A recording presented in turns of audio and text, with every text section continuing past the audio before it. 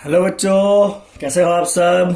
चलिए बच्चों, मैं आप सबका एक बार फिर से स्वागत करता हूं लक्ष्य सीरीज के केमिस्ट्री के 5वें पार्ट के ऊपर, जो कि है अपना इक्विलिब्रियम।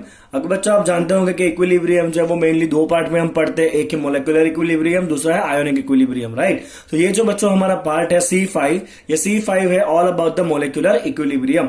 हम इसके थियरी देखेंगे वन शॉट में, उसके बाद हम इससे कुछ बहुत इंपॉर्टेंट से प्रॉब्लम सॉल्व करने वाले हैं। ओके, चलिए बच्चों स्टार्ट करते हैं molecular equilibrium one shot theory. चलिए सबसे पहले तो अगर आपको कोई केमिकल रिएक्शन दिया है, A mole of A plus B mole of B will give you C mole of C and D mole of D, right. तो इसके लिए आपका इक्विलिब्रियम कांस्टेंट K कितना होता है बच्चों? इक्विलिब्रियम कांस्टेंट होता है आपका product divide by reactant. Product में कौन है? C है, C मोल, पावर लगेगा C। D कितनी बार है? D मोल है, तो उसका पावर लगेगा D डिवाइड बाय A कितनी बार है? A मोल है, और B कितनी बार है? B मोल। तो आप सिंपल याद रख सकते हो, equilibrium constant is equal to product by reactants. That's the first thing.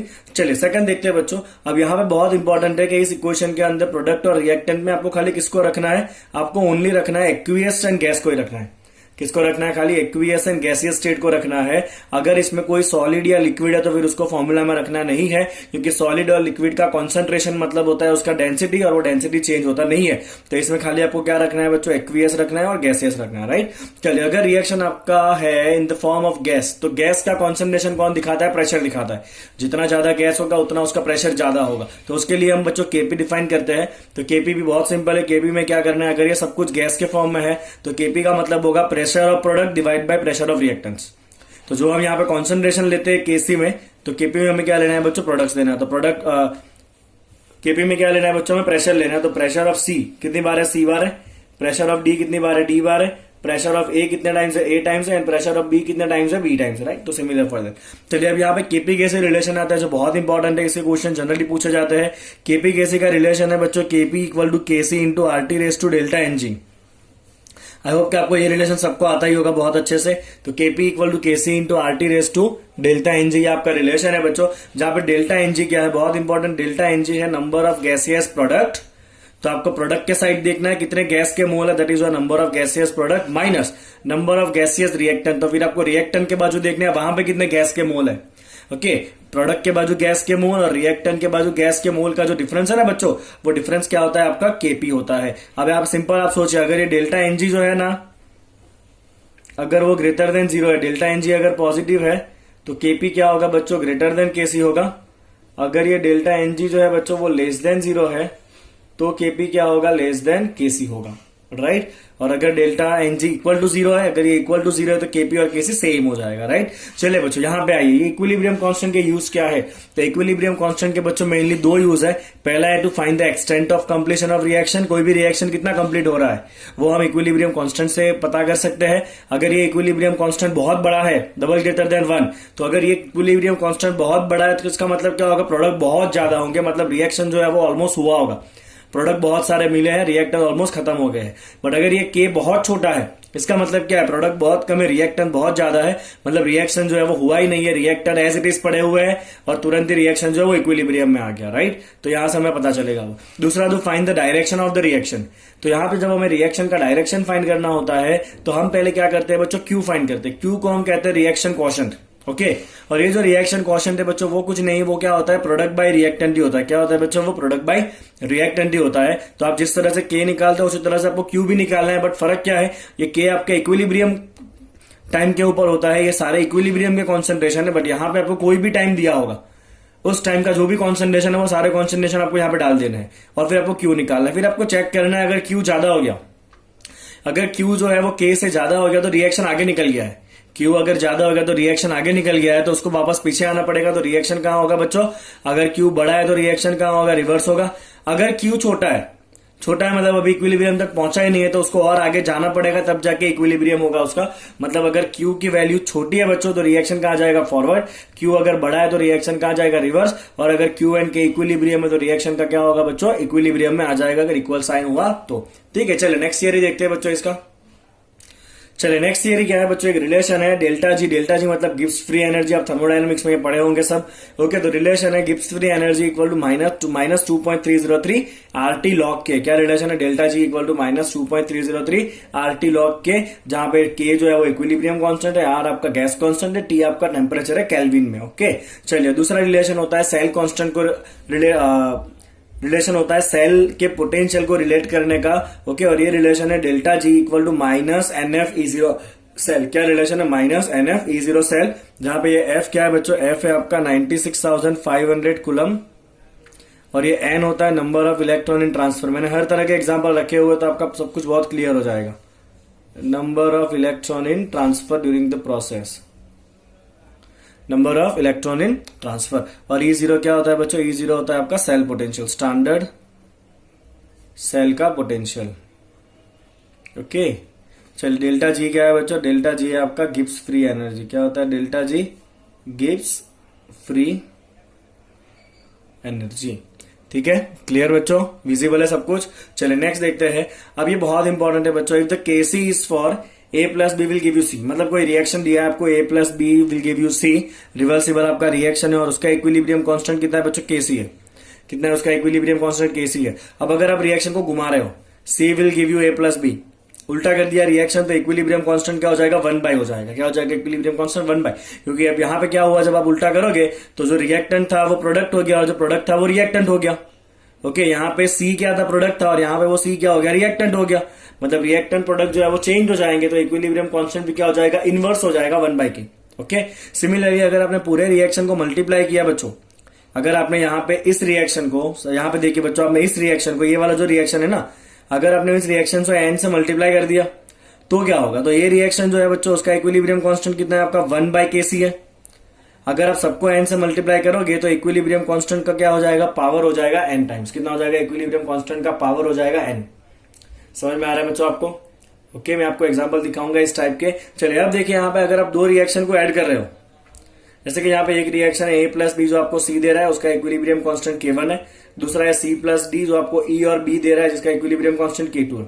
हमने दोनों इक्वेशन को ऐड किया, यहाँ से B कट हो जाएगा, C कट हो जाएगा, बचा यहाँ पे A plus D is equal to E। तो यहाँ पे दो रिएक्शन को हमने ऐड किया, उससे ये फाइनल रिएक्शन मिला। तो जब आप दो रिएक्शन को ऐड करते हो तो उसका इक्विलिब्रियम कांस्टेंट क्या होता है बच्चों, मल्टीप्लाई होता है। क्या होता है उसका इक्विलिब्रियम कांस्टेंट जो है वो मल्टीप्लाई होता है। ओके, क्या होगा उसका इक्विलिब्रियम कांस्टेंट बच्चों, मल्टीप्लाई होगा। क्लियर आपको इतना। ओके, तो ध्यान क्या रखना है, रिएक्शन को अगर उल्टा किया तो 1/, n से मल्टीप्लाई किया तो पावर में n, और अगर ऐड कर रहे हो रिएक्शन को तो क्या करना है, हमें इनटू करना है। क्या करना है, हमें उसको इनटू करना है, किसको, इक्विलिब्रियम कांस्टेंट को। चलिए बहुत इंपॉर्टेंट पॉइंट आता है बच्चों, ली सेटेलियर्स प्रिंसिपल, आप सब लोग वाकिफ होंगे इससे। चलिए ये क्या दिखाता है आपको, ये आपको दिखाता है कि अगर इक्विलिब्रियम में हमने कोई फैक्टर चेंज करा तो रिएक्शन किस तरह प्रोसीड करेगा। राइट, चलिए तो यहाँ पे क्या क्या हम चेंज कर सकते हैं बच्चों, हम पहले चेंज कर सकते हैं कॉन्सेंट्रेशन को। सिंपल सा लॉजिक है। ओके, अगर हमने रिएक्टेंट को बढ़ा दिया, अगर रिएक्टेंट बढ़ा दिया बच्चों, आप ऐसे समझने की कोशिश करिए, ये रिएक्टेंट है और ये प्रोडक्ट है, ये दोनों पानी का लेवल है। ये रिएक्टेंट है और ये प्रोडक्ट है, दोनों पानी का लेवल है। ओके, चलिए अगर आपने बच्चों रिएक्टेंट बढ़ा दिया, बताइए पानी का लेवल कहाँ जाएगा। ऑब्वियसली बैलेंस होने के लिए वापस पानी जो है वो किस तरफ फ्लो होगा, इस तरफ फ्लो होगा, क्योंकि यहाँ पे लेवल बढ़ चुका है। तो पानी कहाँ जाएगा, हाई लेवल से लो लेवल पे जाएगा, लाइक दिस।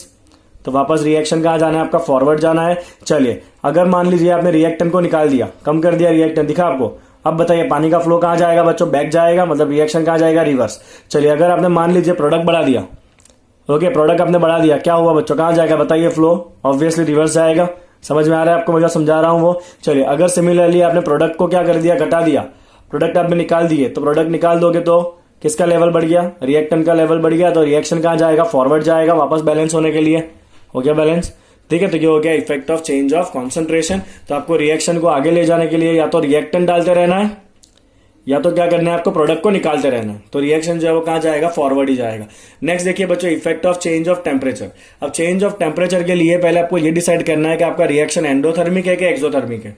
ओके चलिए समझे वापस इसी से। अगर मान लीजिए बच्चों आपका रिएक्शन एंडोथर्मिक है, एंडोथर्मिक का मतलब क्या, हीट एब्जॉर्ब होगा।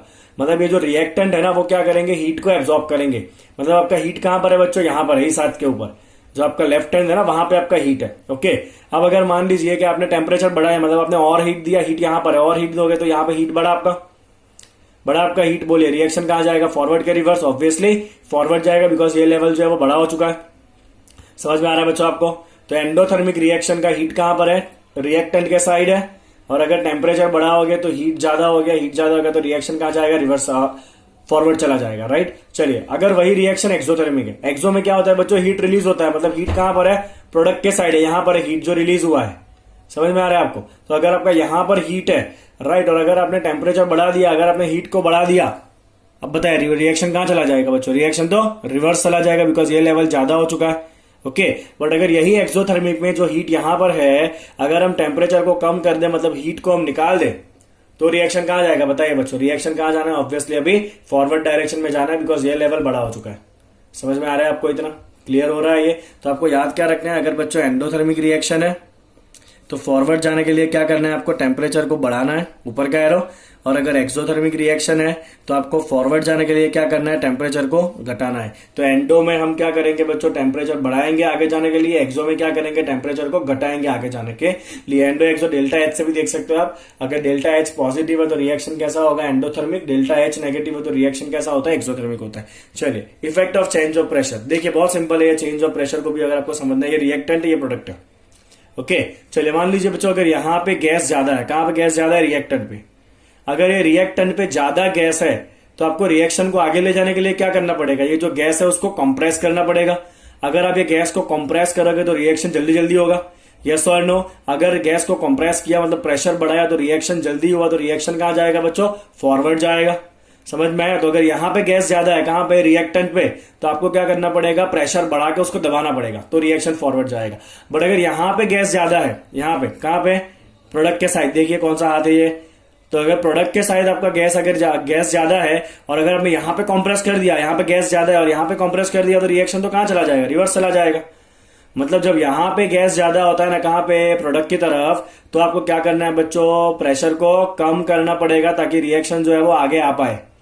समझे आप? तो अगर यहां पे गैस ज्यादा है तो क्या करोगे, प्रेशर बढ़ाओगे, और अगर यहां पे गैस ज्यादा है तो क्या करोगे बच्चों, प्रेशर को घटाओगे आगे जाने के लिए।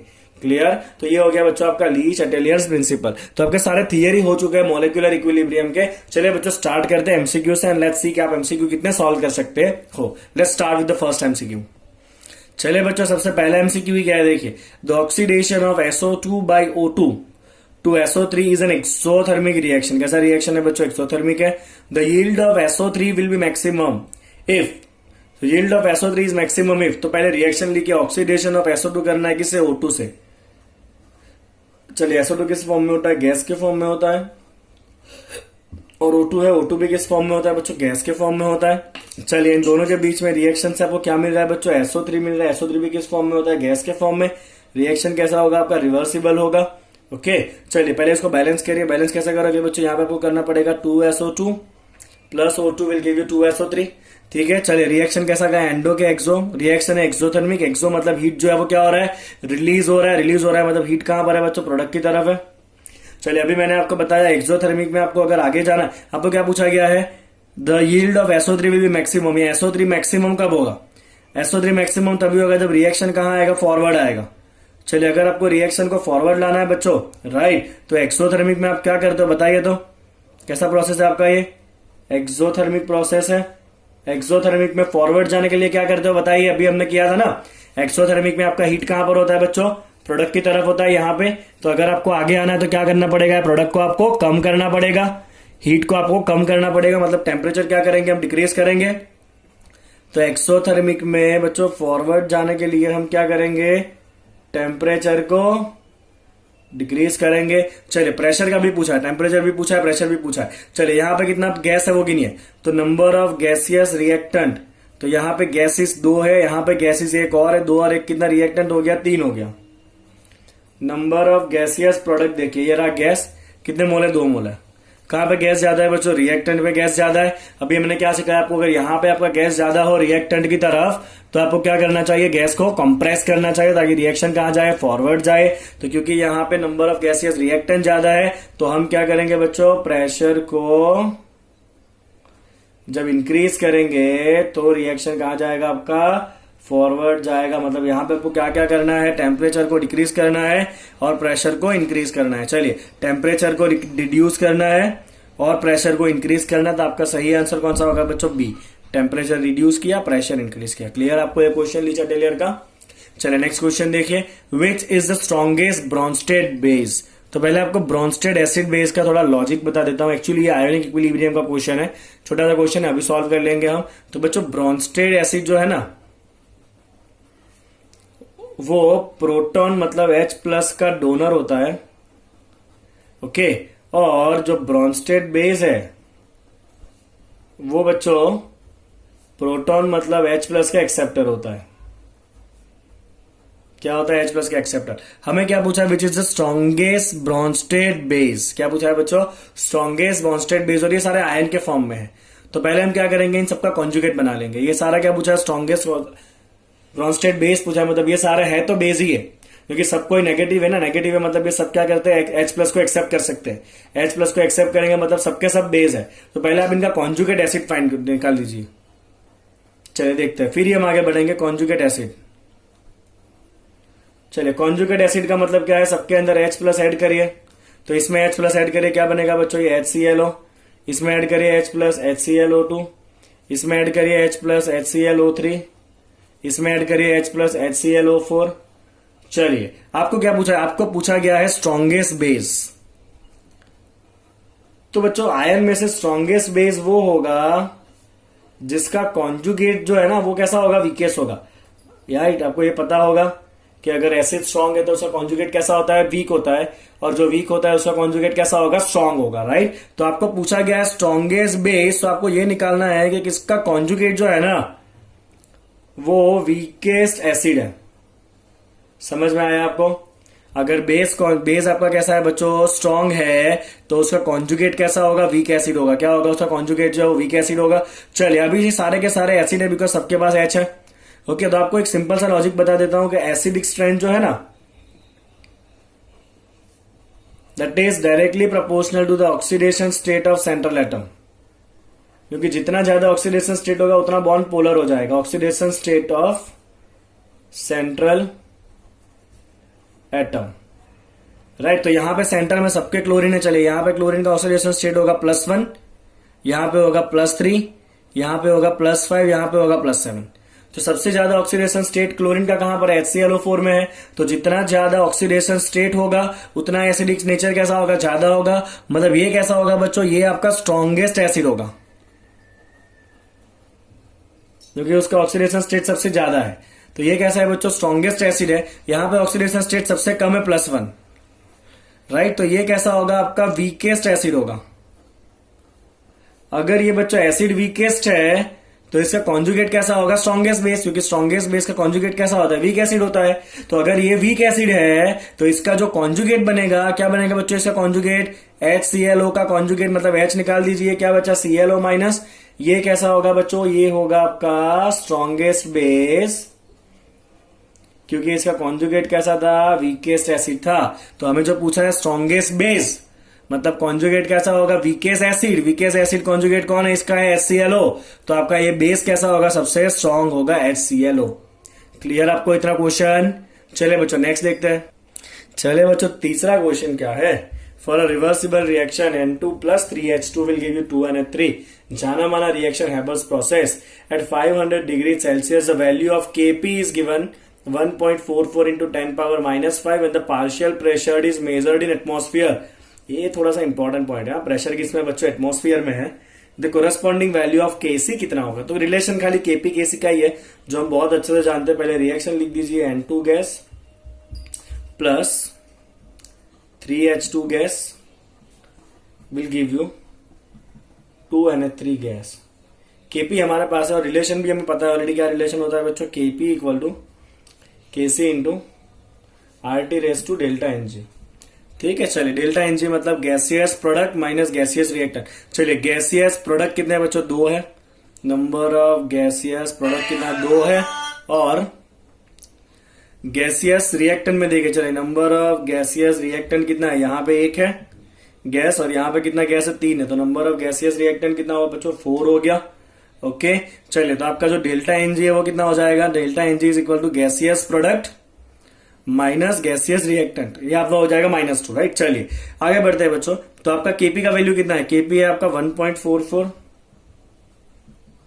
इंटू 10⁻⁵ इज इक्वल टू केसी हमें फाइंड करना है। अब सवाल ये है कि आर का वैल्यू कौन सा लोगे, क्योंकि दो ऑप्शन में आपको आर का वैल्यू 0.082 दिख रहा है, दो ऑप्शन में, एक ऑप्शन में आर का वैल्यू 8.314 भी दिख रहा है।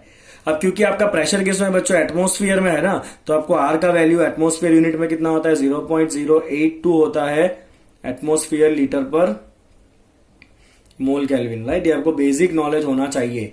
तो आपका आर का वैल्यू कितना होगा बच्चों, 0.082 होगा। चलिए टेम्परेचर देखते हैं, टेम्परेचर कितना है, तो टेम्परेचर है आपका 500 डिग्री सेल्सियस। और जब भी आप ये आइडियल गैस इक्वेशन का आर यूज करो ना, कभी भी आप टेम्परेचर को सेल्सियस में नहीं रख सकते हो। आपका टेम्परेचर केल्विन में कितना होगा बच्चों, 500 प्लस 273 कितना होगा, टेम्परेचर 773 केल्विन होगा। तो ये बहुत एलिमेंट्री क्वेश्चन है, बट बच्चे बहुत गलतियां करके आते हैं इसके अंदर। ये -2 गया नीचे आपका, तो आपका एक केसी कितना हो जाएगा बच्चों, Kc is equal to 1.44 into 10⁻⁵ divide by 0.082 into 773 का -2 पावर दूंगे। चलिए राइट आंसर कौन सा है बच्चों आपका, 0.082 एंड 773, 0.082 773 दो ऑप्शन में है, एक में +2 पावर है, एक में -2 पावर है। अपना राइट आंसर क्या है बच्चों, ये -2 power is your right answer. Clear है आपको इतना, ओके। चलिए नेक्स्ट एमसीक्यू क्या कहता है, for the reaction CO plus half O2 gas will give you CO2 gas, KP by KC कितना होगा, ठीक है ना। चलिए वापस KP KC रिलेशन है, तो KP is equal to KC into RT raise to delta NG। तो KP by KC is equal to RT raise to delta NG। चलिए नंबर ऑफ गैसियस प्रोडक्ट, ये रहा प्रोडक्ट, गैस कितना product है, एक, minus gaseous reactant gas, gas ये half gas है और ये एक गैस है, 1 प्लस हाफ कितना हो जाएगा आपका, कितना हो जाएगा 1.5 होगा कि नहीं, ऑब्वियसली होगा।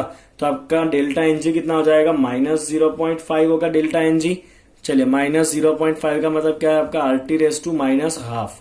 तो KP by KC is equal to RT raise to -half. Clear. चलिए नेक्स्ट MCQ क्या कहता है, लेट्स सी। चलिए बच्चों रिलेशन देखते हैं। नेक्स्ट क्वेश्चन है, for reaction 2NO2 will give you 2NO plus O2 gas. KC दिया हुआ है 1.8 इंटू 10⁻⁶ एट 184 डिग्री सेल्सियस। R का वैल्यू दिया है 0.08314। When KP and KC are compare, वापस KP KC का क्वेश्चन है। मैं इसलिए इतने सारे क्वेश्चन ले रहा हूं बिकॉज इस टॉपिक में से KP KC बहुत फ्रिक्वेंटली पूछे जाने वाले क्वेश्चंस में से। अभी इसके बाद जो है वो थोड़े न्यूमेरिकल टाइप के क्वेश्चन चालू होंगे, राइट। चलिए पहले आप रिएक्शन लिख दीजिए यहाँ पे, क्या है यहाँ पे, 2NO2 gas will gives you 2NO gas plus O2 gas, ठीक है। चलिए number of gaseous reactant, gaseous reactant में कितना है, 2। Number of gaseous product, gaseous product में ये 1 और गैसियस प्रोडक्ट में ये 2। तो गैसियस प्रोडक्ट कितना हो गया, 1 + 2 3 हो गया। चलिए कौन ज्यादा है बच्चों, gaseous product is more than gaseous reactant. मतलब आपका डेल्टा NG जो होता है, gaseous product minus gaseous reactant, ये कैसा होगा, ग्रेटर देन 0। अगर डेल्टा NG ग्रेटर देन 0 तो बच्चों KP क्या हो जाएगा, ग्रेटर देन KC। क्लियर आपको इतना क्वेश्चन, ठीक है ना। चलिए नेक्स्ट क्वेश्चन क्या कहता है, अब यहाँ पर न्यूमेरिकल टाइप का क्वेश्चन आ रहा है, let's see. Okay let's see क्या कहा है बच्चों, amount of solid NH4HS is placed in a flask which already contain ammonia at a certain temperature and 0.5 atmosphere pressure. तो हमने क्या किया बच्चों, बेसिकली कंटेनर है, इसके अंदर ऑलरेडी अमोनिया गैस है जिसका प्रेशर कितना है, 0.5 बार जितना उसका प्रेशर ऑलरेडी है, 0.5 एटमोस्फियर जितना प्रेशर उसका ऑलरेडी है। ओके चलिए अब हमने क्या किया, इसके अंदर थोड़ा सॉलिड NH4HS रखा। क्या रखा, ये सॉलिड NH4HS, ठीक है। चलिए क्या कहा गया है, at equilibrium total pressure is 0.84। Equilibrium पे टोटल प्रेशर कितना हुआ बच्चों, 0.84 हुआ। तो क्या पूछा है, what is the equilibrium constant for this reaction. इस रिएक्शन का इक्विलिब्रियम कांस्टेंट क्या होगा, वो आपका क्वेश्चन है। बहुत ध्यान से देखिएगा बच्चों। तो NH4HS जो है वो सॉलिड फॉर्म में होता है, जैसे लिख के भी दिया हुआ, that is solid NH4HS। Okay ये डीकम्पोज होकर आपको 2 गैस देगा बच्चों। कौन सा गैस देगा, अमोनिया गैस देगा, और कौन सा गैस देगा, ये H2S गैस देगा। कौन सा गैस देगा बच्चों, ये H2S गैस देगा। ओके चलिए अब ये किस फॉर्म में, सॉलिड फॉर्म में, इसका हमें इक्विलिब्रियम में कोई काम नहीं है। ओके चलिए मान लीजिए कि अगर ये सपोज डिकम्पोज हुआ और इसके डिकम्पोज होने से जो गैसेस बने उसमें अमोनिया का प्रेशर कितना है बच्चों, P है। कितना है अमोनिया का प्रेशर, P है। ओके तो यहाँ पे स्टोइकियोमेट्रिक रिलेशन देखिए, अगर एक अमोनिया मिलेगा तो सामने एक ही H2S मिल रहा है, क्योंकि इक्वेशन बैलेंस है। तो अगर अमोनिया का प्रेशर P बन रहा है तो H2S का भी प्रेशर कितना बनेगा बच्चों, P बनेगा। इक्विलिब्रियम पे ये सॉलिड है, मतलब इसका हमें कोई काम नहीं है अभी तो। ओके तो यहाँ पे टोटल प्रेशर कितना होगा एट इक्विलिब्रियम, देखिएगा ध्यान से, total pressure at equilibrium.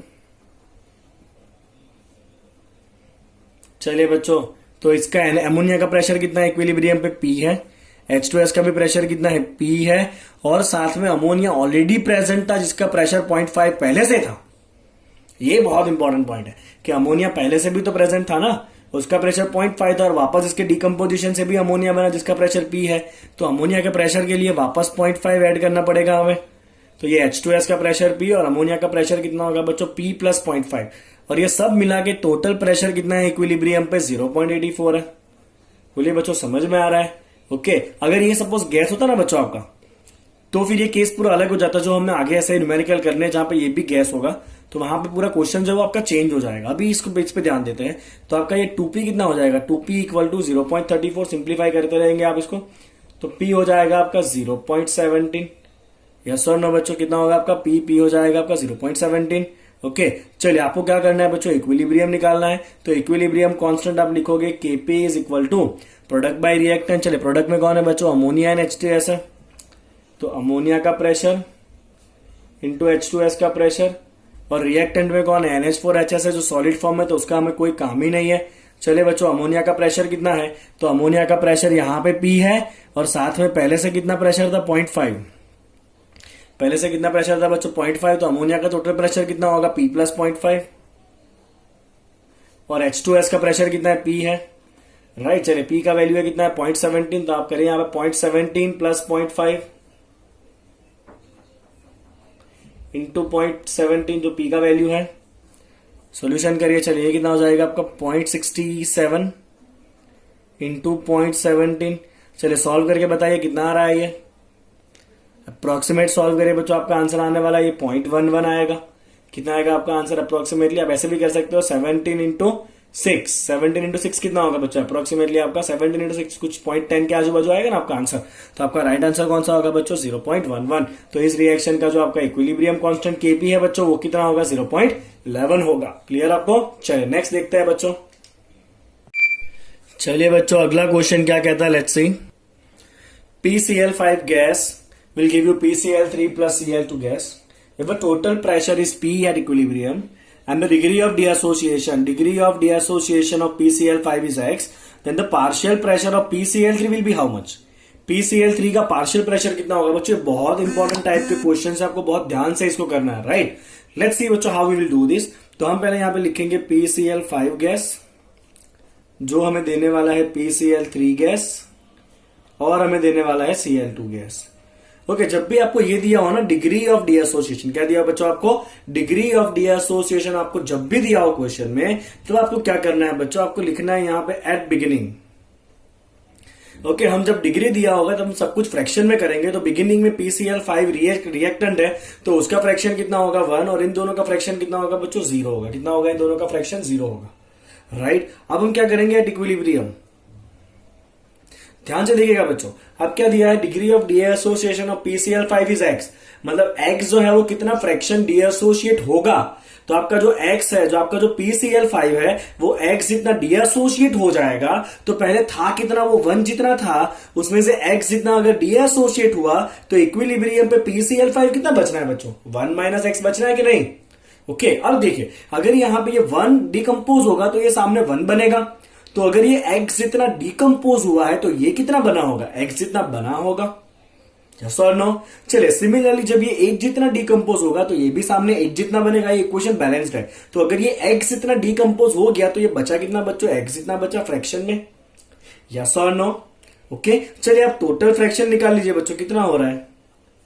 Total fraction कितना होगा आपका इक्विलिब्रियम पे? 1 minus x plus x plus x. तो बच्चों आपका टोटल फ्रैक्शन हो जाएगा 1 plus x.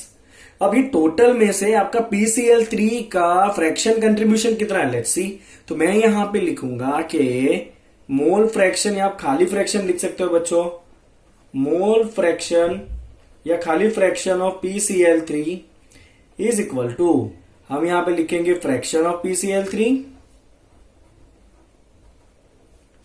Divide by total fraction. चलिए बच्चों, PCl3 का फ्रैक्शन कितना है? इक्विलिब्रियम पे। PCl3 का इक्विलिब्रियम फ्रैक्शन है बच्चों x जितना, ठीक है ना। और टोटल फ्रैक्शन कितना है इक्विलिब्रियम पे, तो टोटल फ्रैक्शन इक्विलिब्रियम पे कितना आया है बच्चों, 1+x आया है। समझ में आया आपको, इतना क्लियर हुआ, इतना जो मैंने किया है वो। तो आपका प्रेशर ऑफ PCl3 कितना होगा बच्चों, प्रेशर ऑफ PCl3 आपका हो जाएगा that is equal to fraction of PCl3 into total pressure. चलिए PCl3 का फ्रैक्शन कितना आया बच्चों, x/1+x। समझ में आ रहा है आपको, x/1+x, राइट। और आपका जो टोटल फ्रैक्शन है बच्चों कितना है, टोटल फ्रैक्शन आपका टोटल प्रेशर कितना दिया है आपको, total pressure is given as P only. तो टोटल प्रेशर में से ये जो PCl3 है बच्चों उसका पार्टिसिपेंट कितना होगा, x/1+x इंटू P जितना। समझ में आया, ये बेसिक क्वेश्चन है, ऐसे बहुत सारे आगे एडवांस क्वेश्चन मैं कराऊंगा आपको इसी सेक्शन के अंदर, राइट। आपके टोटल 12 एमसीक्यूज करने, अभी 7 हुए, आपके 5 एमसीक्यू और बाकी है। Let's see the next MCQ बच्चों क्या कहता है, the equilibrium constant for the reaction SO3 will give you SO2 plus half O2 is given which is Kc। Let's see, तो आपको रिएक्शन कौन सा दिया है बच्चों, SO3 will gives you SO2 plus half O2 और इसका इक्विलिब्रियम कांस्टेंट कुछ Kc दिया है, वॉट एवर द वैल्यू जो हम लास्ट में देखेंगे। चलिए क्या पूछा है, what is the value of Kc for the reaction. Okay, एक मिनट ना, ये क्वेश्चन जो है वो अधूरा है, मैं क्वेश्चन पूरा कर लेता हूं। चलिए बच्चों, तो ये जो रिएक्शन है SO3 will give you SO2 plus half O2, इसका इक्विलिब्रियम कांस्टेंट Kc है और ये Kc आपका कितना है बच्चों, 4.9 इंटू 10⁻⁻2 है। हमें क्या पूछा, what is the value of Kc for this reaction. ये रिएक्शन का Kc कितना होगा, इस रिएक्शन का Kc हमें निकालना। चलिए ये रिएक्शन है क्या, देखिए ध्यान से। तो ये रिएक्शन है आपका O2 plus 2SO2 will gives you 2SO3। सुनिएगा बहुत ध्यान से, राइट। चलिए बच्चों, सबसे पहले इन दोनों भी रिलेशन के बीच का, रिएक्शन के बीच का रिलेशन निकालिए। तो यहां पे आपका प्रोडक्ट साइड है SO2 एंड O2 और रिएक्टेंट है SO3, बट यहां पे रिएक्टेंट SO3, यहां पे प्रोडक्ट SO3 हो गया और ये जो प्रोडक्ट है वो कहां पे आ गया, रिएक्टेंट पे आ गया। मतलब पहले तो हमने रिएक्शन को घुमा दिया है, समझ में आ रहा है आपको। हम क्या कर रहे हैं, रिएक्शन को पहले तो घुमा रहे हैं, तो आपका जो Kc डैश है, जब आप रिएक्शन को उल्टा करोगे तो इक्विलिब्रियम कांस्टेंट कितना हो जाता है, 1/k हो जाता है। हमने थियरी में देखा आगे, यस और नो, क्लियर आपको इतना। अब देखिए यहां पे हाफ O2 है, यहां पे O2 पूरा 1 हो चुका है, यहां पे बच्चों 1 SO2 है, यहां पे 2 SO2 हो चुका है, यहां पे 1 SO3 है, यहां पे 2 SO3 हो चुका है। मतलब पूरे इक्वेशन को 2 से मल्टीप्लाई किया है। जब आप पूरे इक्वेशन को 2 से मल्टीप्लाई करोगे तो इक्विलिब्रियम कांस्टेंट में क्या होगा बच्चों, पावर में 2 लग जाएगा। बोलिए हाँ के ना, क्लियर आपको इतना, राइट। तो आपका आंसर क्या हो जाएगा, इस रिएक्शन का इक्विलिब्रियम कांस्टेंट हो जाएगा 1/, जो ओरिजिनल का इक्विलिब्रियम कांस्टेंट था 4.9 इंटू 10⁻⁻2, उसको इनवर्स करके क्या करेंगे, स्क्वायर करेंगे। क्लियर। पहले तो ये दोनों रिएक्शन का रिलेशन क्या है, ये रिएक्शन पहले तो उल्टा दिख रहा है, दोनों उल्टे रिएक्शन है, तो इक्विलिब्रियम कांस्टेंट 1/k होगा और फिर इसको 2 से मल्टीप्लाई किया हुआ है तो रिएक्शन में पावर में 2 लग जाएगा। चलिए बच्चों, आप जैसे इसको सॉल्व करोगे, देखिए आपका आंसर कितना आ रहा है, आप सॉल्व करोगे आपका आंसर आएगा बच्चों 416। तो आपका राइट आंसर जो है वो ये है, आपका 416 is your right answer for this question. समझ में आया आपको ये क्वेश्चन। चलिए मैं आपको नेक्स्ट क्वेश्चन की तरफ ले जाता हूं। चलिए बच्चों, नेक्स्ट एक एक्सेलेंट लेवल का क्वेश्चन है। क्वेश्चन क्या कहता है बच्चों, vessel at 1000 Kelvin contains CO2 with a pressure of 0.5 atmosphere. तो पहले से CO2 का प्रेशर कितना है बच्चों, 0.5 है। इनिशियल प्रेशर ऑफ CO2 कितना है, 0.5 एटमोस्फियर है। ओके, चलिए, it is converted to CO on the addition of graphite. तो ये जो CO2 है बच्चों गैस के फॉर्म में ही होता है, जिसमें जैसे ही आपने ग्रेफाइट डाला, ग्रेफाइट मतलब कार्बन सॉलिड, ये CO2 बच्चों किस में कन्वर्ट हो रहा है, CO2 is converted into CO, right, on the addition of graphite. If the total pressure at equilibrium is 0.8, P total कितना है बच्चों इक्विलिब्रियम पे, 0.8 है एटमोस्फियर में। तो हमें फाइंड करना है what is the value of equilibrium constant K, इसका K कितना होगा। चलिए, बहुत मस्त क्वेश्चन है। पहले हम क्या करेंगे, ऐसे क्वेश्चन में ऑलवेज लिखते हैं यहाँ पे इनिशियल, अब यहाँ पे प्रेशर के फॉर्म में है तो पूरा प्रेशर के लिए ही करेंगे हम। तो CO2 का बच्चों इनिशियल प्रेशर कितना है, CO2 का इनिशियल प्रेशर है 0.5। ग्रेफाइट तो सॉलिड है, उसका तो कुछ लेना ही नहीं है। CO2 गैस के फॉर्म में होता है, स्टार्टिंग में CO2 कितना होता है बच्चों, 0। अब देखिए ध्यान से, एट इक्विलिब्रियम यहाँ पे क्या होगा, तो एट इक्विलिब्रियम CO2 जो है वो डिकम्पोज होकर क्या हो रहा है बच्चों, CO बन रहा है। पहले आपको रिएक्शन को बैलेंस करना पड़ेगा, तो यहाँ पे क्या रखेंगे बच्चों, हम 2 रखेंगे बैलेंसिंग के लिए। बहुत ध्यान से आपको ये करना है बैलेंसिंग। बैलेंसिंग अगर नहीं किया तो कभी भी ये क्वेश्चन सही नहीं होगा आपका। आगे देखते हैं। चलिए, अगर मान लीजिए कि इक्विलिब्रियम आते आते CO2 डिकम्पोज हुआ है और CO2 का प्रेशर P जितना कम हुआ, मैं यहां पे एक स्टेटमेंट लगा रहा हूं, if pressure of CO2 is reduce by P, तो CO2 का प्रेशर P जितना रिड्यूस हुआ मतलब P माइनस हुआ, पहले था कितना 0.5, तो CO2 का प्रेशर कितना हो गया बच्चों 0.5 माइनस P हो गया होगा। ऑब्वियसली ये तो कार्बन सॉलिड के फॉर्म में, उसके प्रेशर वेशर का काम ही नहीं है बिल्कुल भी। चलिए अब यहां पे देखिए बच्चों, एक CO2 जब डिकम्पोज हुआ ना तो सामने 2 CO बना, दिखा आपको। तो अगर CO2 का प्रेशर P जितना कम हुआ तो सामने CO का प्रेशर डबल बनेगा, तो CO का प्रेशर डबल बनेगा मतलब 2P जितना उसका प्रेशर प्लस होगा। ये क्लियर आपको लॉजिक? ओके, तो टोटल प्रेशर कितना हो रहा है बच्चे, देखिए इक्विलिब्रियम पे टोटल प्रेशर एट इक्विलिब्रियम, तो CO2 का प्रेशर कितना है इक्विलिब्रियम पे बच्चों 0.5 माइनस P, और CO का प्रेशर कितना है इक्विलिब्रियम के ऊपर 2P, तो इक्विलिब्रियम पे टोटल प्रेशर कितना हो रहा है बच्चों 0.5 प्लस P होगा, और ये टोटल प्रेशर हमें कितना दिया है बच्चों 0.8 दिया हुआ है, तो आपका जो P का वैल्यू है बच्चों वो कितना आ जाएगा 0.3 एटमोस्फियर आएगा। अभी P का वैल्यू आया है, यस और नो, मतलब इक्विलिब्रियम पे आपका CO2 प्रेशर कितना हो जाएगा 0.5 माइनस P कितना है 0.3, 0.5 माइनस 0.3 कितना हो जाएगा 0.2 एटमोस्फियर होगा। चलिए ये कितना है 2 इंटू P का वैल्यू कितना आया है 0.3 आया है, कितना होगा बच्चों ये 0.6 हो जाएगा। अब आपको क्या निकालना है, K निकालना है। K क्या होता है बच्चों प्रोडक्ट बाय रिएक्टेंट। चलिए प्रोडक्ट में कौन है, CO कितनी बार है 2 बार है, तो CO का प्रेशर कितना है 0.6 कितनी बार आएगा 2 बार आएगा, that is product divide by reactant. चलिए रिएक्टेंट में कौन है CO2 कितनी बार है बच्चों 1 बार है, उसका प्रेशर कितना है 0.2 है, और ग्रेफाइट तो सॉलिड फॉर्म में जिसको हमें फॉर्मूला में इंक्लूड करना होता नहीं है, तो ये कितना हो जाएगा बच्चों आपका 0.36 डिवाइड बाय 0.2। चलिए इसका आंसर कितना आ जाएगा 0.8 एटमोस्फियर, तो यहां पे आपका Kp वैल्यू कितना हो रहा है बच्चों 0.18 एटमोस्फियर होगा। बोलिए समझ में आया आपको ये क्वेश्चन, क्लियर एकदम। चलिए ऐसा ही एक नेक्स्ट MCQ देखते हैं, बहुत इंपॉर्टेंट क्वेश्चन है नेक्स्ट भी। क्या कहा है देखिए, the standards gives energy change at 300 kelvin, gives energy change at 300 Kelvin for the reaction 2A will give you B plus C is 2494.2। तो जो काम का है उसको ब्रैकेट करिए, ये रिएक्शन काम का है हमारे लिए, ये डेल्टा जी का वैल्यू काम का है जो कितना दिया है बच्चों, डेल्टा जी है आपका 2494.2 है। At a given time the composition of reaction mixture is, A का कॉन्सेंट्रेशन हाफ है, बी का कॉन्सेंट्रेशन 2 है, सी का कॉन्सेंट्रेशन हाफ है, तो रिएक्शन किस डायरेक्शन में प्रोसीड करेगा, रिएक्शन किस डायरेक्शन में प्रोसीड करेगा, मतलब ये अपना Q और K वाला क्वेश्चन है। तो पहले आप Q निकाल लीजिए कितना आ रहा है, तो आपका बच्चों Q कितना आता है, QC आपका होता है प्रोडक्ट बाय रिएक्टेंट। चलिए यार रिएक्शन प्रोडक्ट में कौन कौन है बच्चों, B 1 बार है, C 1 बार है, और रिएजेंट कौन है A है, और A कितनी बार है 2 बार है। चलिए गिवन टाइम के ऊपर सबका कॉन्सेंट्रेशन रखिए, B कितना है बच्चों 2 है, C कितना है आपका, C है हाफ, और A कितना है आपका, A भी आपका हाफ दिया हुआ है। अब गिवन टाइम क्या करना है, उसका स्क्वायर करना है, 2 कट होगा, 2 स्क्वायर 4 ऊपर जाएगा, मतलब ये आपका QC है, कितना है बच्चों 4 है। आपको K निकालना पड़ेगा, K डायरेक्ट दिया नहीं है बट डेल्टा जी दिया, तो हमारे पास रिलेशन होता है बच्चों delta G equal to minus RT into log K। Okay, log की जगह log to the base E है यहाँ पे, अभी हम उसको लॉग टू द बेस 10 में कन्वर्ट करेंगे। चलिए डेल्टा जी कितना है बच्चों 2494.2, वैल्यू किसमें आपका जूल में है, तो आपको R का वैल्यू भी किसमें रखना है कंपलसरी बच्चों, जूल में ही रखना है। चलिए जूल में आपका R का वैल्यू कितना होता है, जूल में R का वैल्यू होगा आपका 8.314। टेम्परेचर कितना केल्विन दिया हुआ है, 300 केल्विन दिया हुआ है।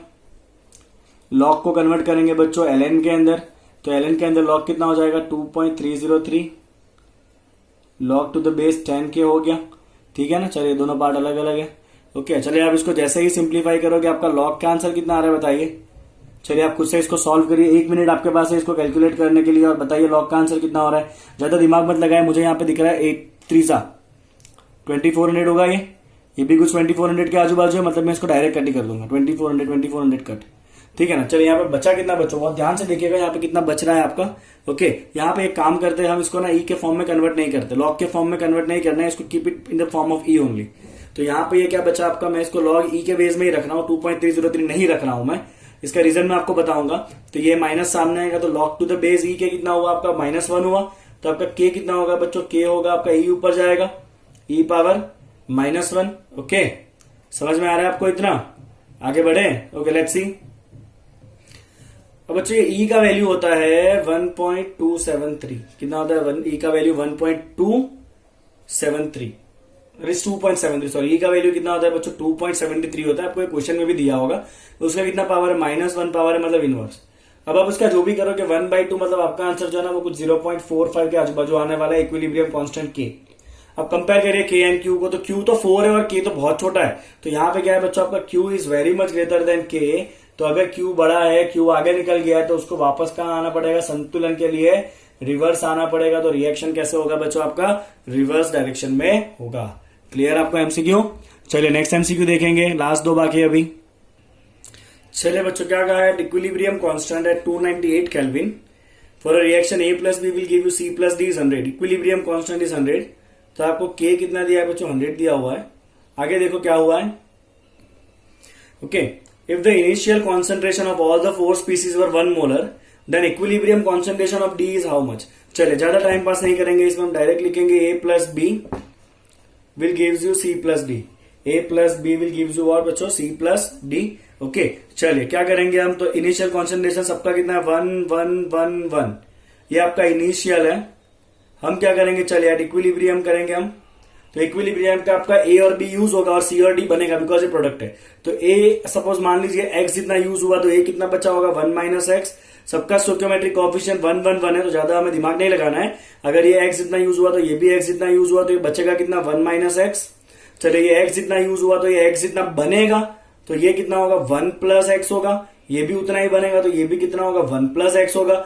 चलिए इसका इक्विलिब्रियम कांस्टेंट के क्या होगा, K equal to product by reactant. Product में सी एक बार है, डी एक बार है, तो ये दोनों एक एक बार आएगा प्रोडक्ट में। 1 प्लस एक्स एक एक बार आया। चलिए रिएक्टेंट में ए और बी एक एक बार है, तो यहां भी 1 minus x and 1 minus x एक एक बार आएगा। तो ये कितना हो गया बच्चों आपका 1 प्लस एक्स होल स्क्वायर। ये कितना हो गया 1 माइनस एक्स होल स्क्वायर। और ये इक्विलिब्रियम कांस्टेंट कितना है आपका 100 है। अंडर रूट निकाले तो 100 का अंडर रूट कितना होगा 10। यहाँ पे स्क्वायर कैंसिल हो जाएगा 1 plus x by 1 minus x. चलिए इसको सिंप्लीफाई करिए, कितना हो गया बच्चों आपका 10 minus 10x is equal to 1 plus x. Bracket open करिए तो ये सामने जाएगा, तो 11x इज इक्वल टू 9। तो x इज इक्वल टू 9/11। चलिए 9/11 कितना होगा, 9/11 करिए बच्चों कितना आ रहा है बताइए तो। चलिए आपका 9/11 बच्चों होगा कैलकुलेट करने पे कुछ आपका आंसर आएगा 0.81। ओके, हमें क्या पूछा, what is the concentration of D at equilibrium. तो डी ये रहा, डी का इक्विलिब्रियम कॉन्सेंट्रेशन कितना है बच्चों, तो डी का इक्विलिब्रियम कॉन्सेंट्रेशन है 1 plus x that is 1 plus 0.81। तो योर आंसर इज 1.81। आंसर कितना आएगा इसका 1.81 इज राइट आंसर। कहां पर ये रहा, ए इज राइट आंसर। चलिए लास्ट क्वेश्चन देखते हैं, जनरलाइज एक न्यूमेरिकल के फॉर्म में है ये। रिएक्शन दिया है हमें 2A will gives us 3B plus C and everything is in form of gas and gas, right? And there is the total pressure of P at equilibrium and degree of dissociation of A is x. X का degree of dissociation कितना है बच्चों, x है। तो obtain the formula of equilibrium constant in terms of x and P. Okay, चलिए मैं आधा रास्ता तक आपको ले जाऊंगा, बाकी आधा आपको खुद करना है फिर। Okay, let's solve. तो पहले इनिशियल हम क्या करेंगे, ऐसे केस के अंदर बच्चों हम इनिशियल कॉन्सेंट्रेशन ऑफ ए को गैस कर लेते हैं कितना 1। कितना लेंगे हम, ए के इनिशियल कॉन्सेंट्रेशन को 1 ले लेंगे और बी और सी तो रिएक्टेंट है, तो उनका कॉन्सेंट्रेशन कितना होगा 0 हो जाएगा, राइट। चलिए एट इक्विलिब्रियम, या पहले आप लिख दो चेंज कितना हो रहा है, राइट। तो यहां पे ए का डिग्री ऑफ डीएसोसिएशन कितना है, एक्स है। मतलब जो आपने 1 लिया है उस 1 में से ए कितना यूज हो जाएगा, एक्स जितना यूज हो जाएगा। तो आपका एक्स कितना चेंज हो जाएगा, ए कितना चेंज होगा, एक्स जितना कम हो जाएगा। चलिए अब देखिए ध्यान से, अगर ये 2 जितना कम होगा तो सामने ये 3 जितना बनेगा, यस और नो। अगर ये 2 जितना यूज होगा तो ये सामने कितना बनेगा, 3 जितना बनेगा। तो अगर ये आपका x जितना यूज हुआ है तो ये सामने बनने वाला कितना है 3/2 बनेगा। सोचे ना, 2 पे 3 है तो 1 पे कितना होगा 3/2 होगा ना ऑब्वियसली, राइट। ओके आगे देखते हैं। चलिए अब ये 2 जितना यूज हुआ तो ये 1 जितना बनेगा। ओके, मतलब ये 2 के सामने ये 1 ही मतलब आधा है। तो अगर ये x जितना यूज हुआ तो ये बनेगा मतलब प्लस कितना बनेगा, उससे आधा बनेगा, x/2 बनेगा।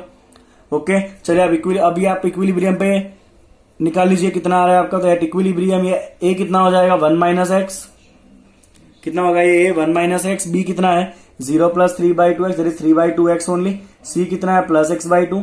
चलिए इक्विलिब्रियम पे टोटल मोल कितना हो जाएगा आपका, तो total mole at equilibrium plus करें चलो सबको, कितना होगा 1 minus x y, 1 minus x plus 3/2x plus x/2 कितना होगा ये 3/2 प्लस 1/2 मतलब ये 2x हो जाएगा। 1 माइनस एक्स प्लस 2x कितना होगा, टोटल मिलाओगे तो सबको मिलाओगे तो 1 प्लस एक्स होगा। चलिए तो मुझे सबका प्रेशर मिल जाएगा, pressure of A that is equal to mole of A that is 1 minus x divide by total mole that is 1 plus x into total pressure, Dalton law use कर रहे हैं हम, ये प्रेशर ऑफ ए आ गया। चलो उसी तरह से प्रेशर ऑफ बी, तो प्रेशर ऑफ बी मतलब मोल ऑफ बी जो कितना है 3/2x है divide by total mole that is 1 plus x into pressure of total. चलो similarly mole fraction of C that is pressure of C equal to mole fraction of C that is x/2 divide by total mole that is 1 plus x into total pressure P. चलिए इतना होने के बाद आपका equilibrium constant क्या होगा, equilibrium constant होगा product by reactant. Product में बी कितनी बार है बच्चों, 3 बार है, तो बी का जो भी क्वांटिटी है उसको आपको क्यूब करना है। सी कितनी बार है, 1 बार है, तो सी के क्वांटिटी को 1 करेंगे। ए कितनी बार है, 2 बार है, तो ए के क्वांटिटी को हम क्या करेंगे बच्चों, स्क्वायर करेंगे। चलिए बी का क्वांटिटी मतलब ये रहा that is 3/2x divide by 1 plus x into P, क्या करना है आपको, इसका क्यूब करना है। सी ये रहा आपका x/2 divide by 1 plus x into P, इसको 1 बार रखना है। और नीचे क्या होगा यहाँ पे 1 minus x divide by 1 plus x into P, उसको कितनी बार लेना है, 2 बार लेना है, राइट। अब आपको क्या करना है, इसको पूरी तरह से सिंप्लीफाई कर देना है। चलिए फटाफट सिंप्लीफाई करके आंसर बताइए कितना आ रहा है आप। चलिए बच्चों तो सॉल्व कर लीजिए, आपका आंसर ऐसा कुछ आएगा 27/16x⁴ p² divide by 1 minus x² into 1 plus x whole square, right. तो यहाँ पे बच्चों आपका मोलिकुलर इक्विलिब्रियम पार्ट खत्म होता है। आई होप आपको ये सब कुछ समझ में आ गया होगा। Please like the video and subscribe the channel. Thank you so much.